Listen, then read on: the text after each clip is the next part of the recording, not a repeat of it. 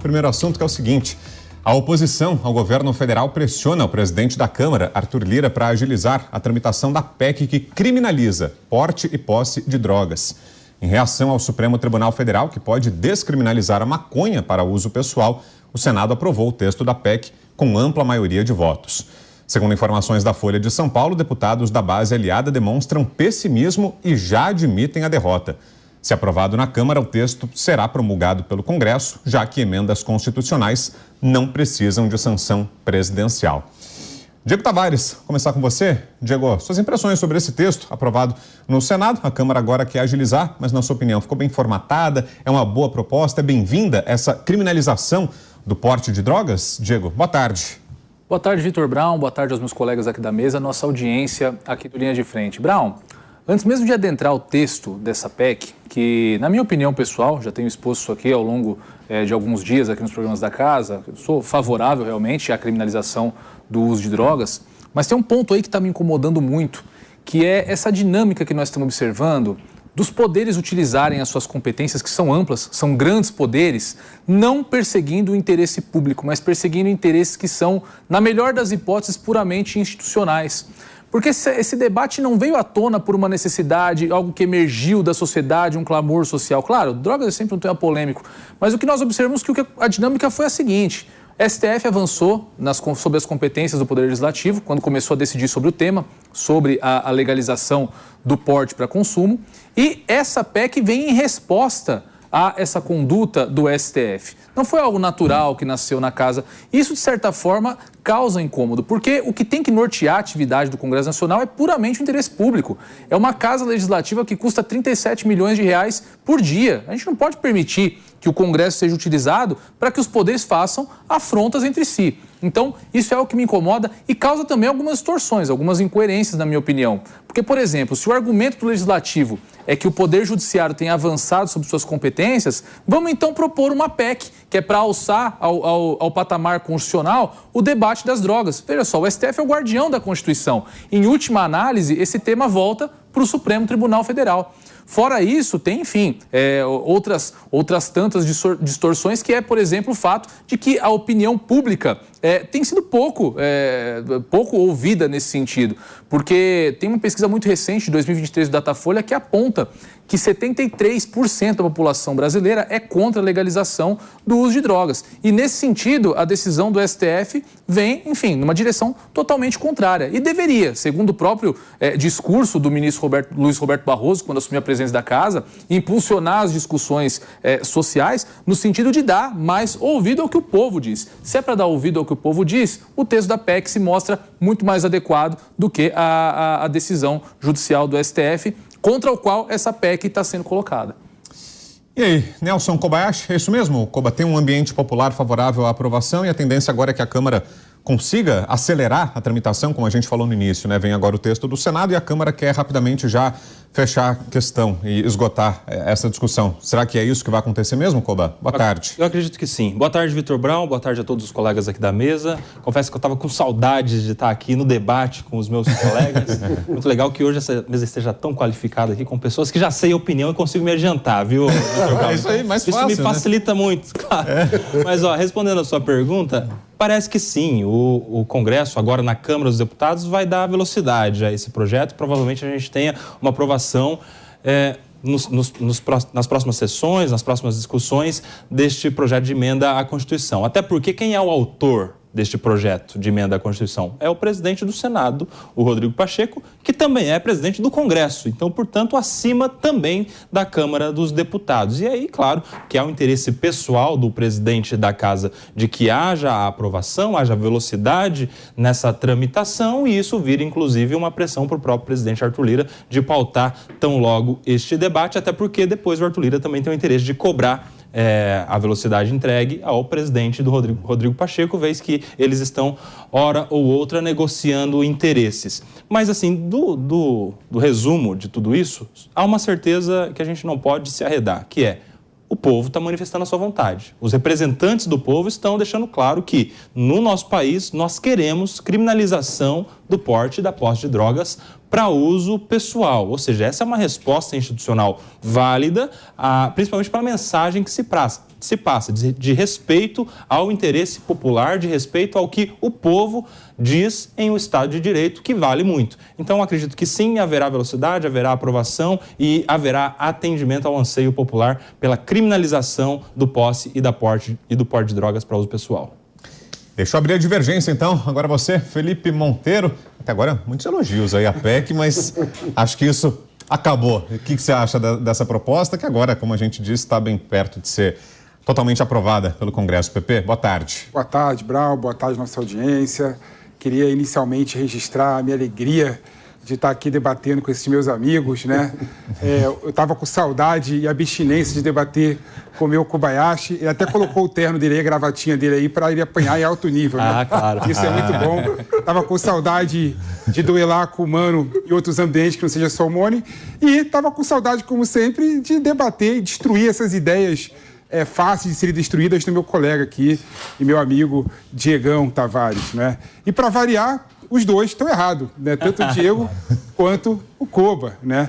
Uma porcaria a PEC, então. Depois dessa PEC, a segurança pública do Brasil vai melhorar, não vai ter mais tráfico de drogas, não vai ter mais pessoas viciadas, as pessoas vão deixar de fumar seu baseadinho, vai acabar com o traficante, a polícia vai só ser utilizada para outras atividades, não mais incursão em favela tentando desmontar a organização criminosa. PCC vai deixar de existir, ou seja, com toda certeza, essa PEC vai mudar completamente o cenário do Brasil de violência.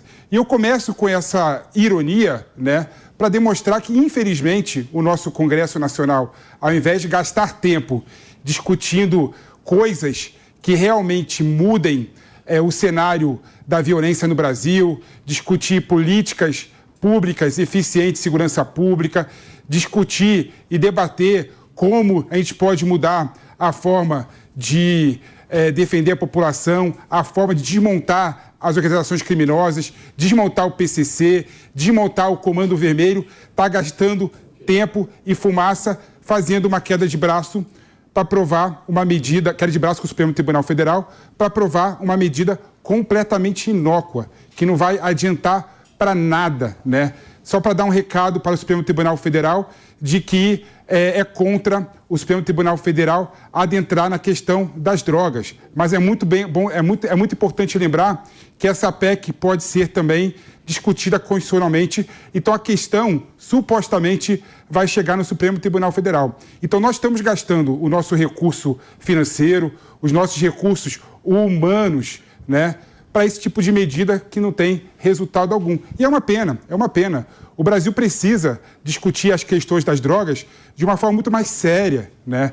Tendo em vista o relatório do Conselho de Justiça, Nacional de Justiça, que fala que uma pessoa é considerada traficante ou usuária, né, de acordo com o grau de escolaridade dela, né? Se ela é analfabeta, ela é considerada traficante se estiver portando 32 gramas de maconha.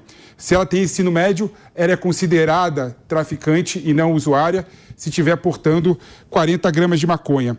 Ela é considerada traficante e não usuária, né, se estiver portando droga e tiver ensino superior, né, na quantia de 49 gramas. Ou seja, claramente o nosso Poder Judiciário, a nossa autoridade policial que faz a primeira abordagem, faz uma discriminação, né, e escolhe quem é traficante e quem é usuário de acordo com a cor da pele e de acordo com o grau de escolaridade dela, né?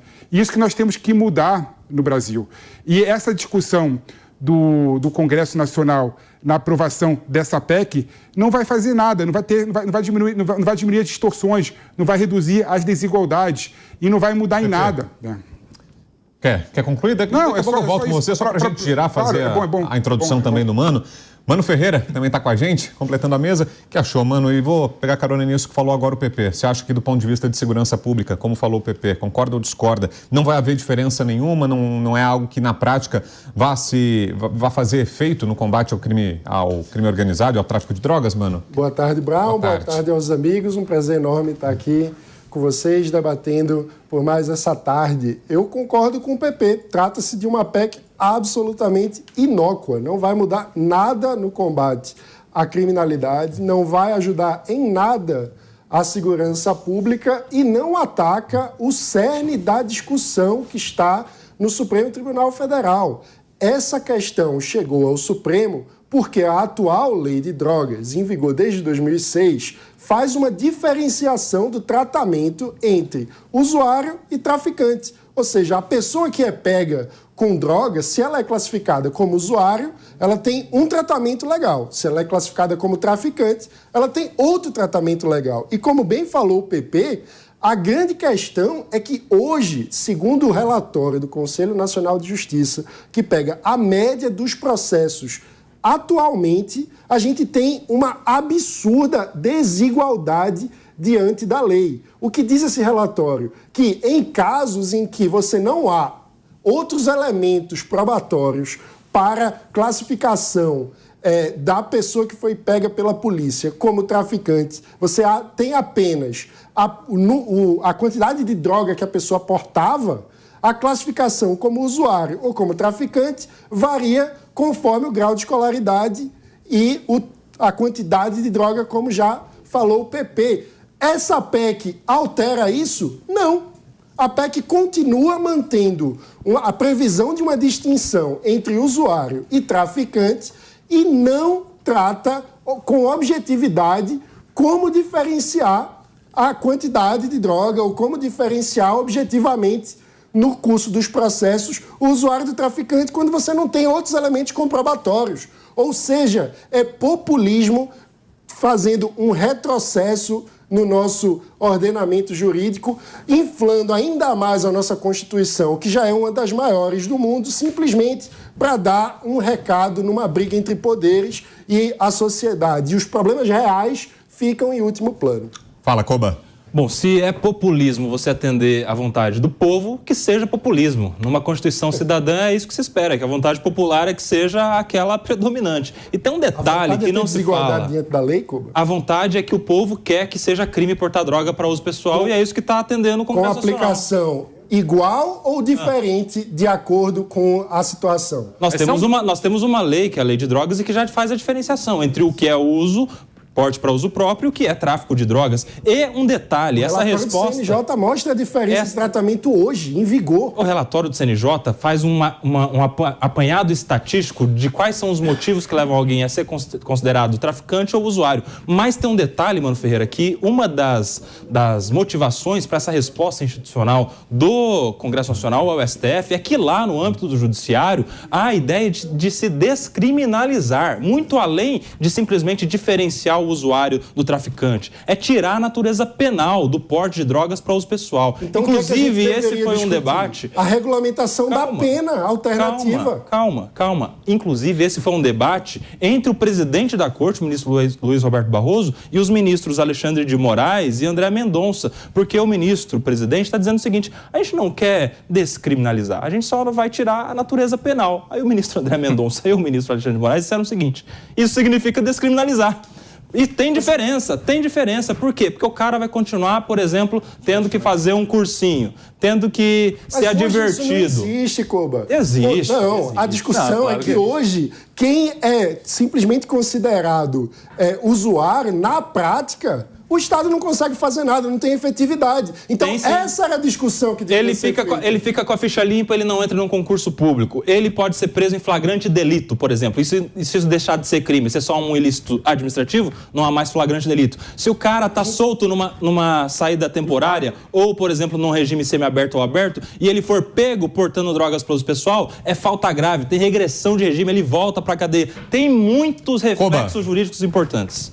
Já te devolvo também, mano. O Diego quer complementar? Vai lá, Diego. E tem outra questão também, mano, em relação à tua crítica. Existe um problema aí de ordem prática, de ordem de execução de política de justiça, de política penal, que a gente não pode fazer com que as consequências dessa ineficiência do Estado em dar efetividade ao que diz a lei recaia sobre a sociedade. E em virtude desses problemas, deixar de atender o que é o anseio popular. Novamente eu trago aqui, Datafolha, 70% da população brasileira é contra você legalizar o uso de drogas. drogas. Isso porque todos os países que promoveram esse tipo de legalização estão revendo esse tipo de política. Onde você legalizou o consumo de maconha, por exemplo, e eu dou aqui o principal exemplo, que é Nova York, que é o maior mercado consumidor de maconha do mundo, você tem só 10% de comércio lícito. Você ainda tem 90% da maconha comercializada no local onde mais se consome maconha no mundo é ilegal. Conversamos aqui há algum tempo com o promotor Lincoln Gaquia, reconhecidamente, aí, notoriamente, um combatente do crime organizado,